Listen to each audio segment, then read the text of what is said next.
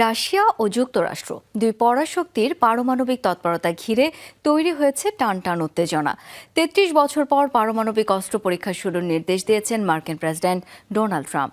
মস্কোর একের পর এক নতুন পারমাণবিক সমরাস্ত্র পরীক্ষার জবাবে ওয়াশিংটনের এই পাল্টা পদক্ষেপ। ভয়াবহ মারণাস্ত্র নিয়ে চিরবৈরী দুদেশের তৎপরতায় বাড়ছে পারমাণবিক যুদ্ধের ঝুঁকি। সপ্তাহখানেক আগে হাঙ্গেরিতে মার্কিন প্রেসিডেন্টের সাথে ভ্লাদিমির পুতিনের বৈঠক স্থগিত হওয়ার পরপরই ব্যাপক সামরিক মহড়া চালায় রাশিয়া, যেখানে উৎক্ষেপণ করা হয়েছিল পারমাণবিক হামলা চালাতে সক্ষম ক্ষেপণাস্ত্র। ওই মহড়ার রেশ না কাটতেই চলতি সপ্তাহে নতুন দুটি পারমাণবিক সমরাস্ত্রের সফল পরীক্ষা চালানোর দাবি করেছেন রুশ প্রেসিডেন্ট ভ্লাদিমির পুতিন। সীমাহীন পাল্লার বুরোভেস্টনিক ক্রুজ মিসাইলের পর সফল হয়েছে আলোচিত সুপার টর্পেডো পোসাইডনের পরীক্ষাও। ইউক্রেন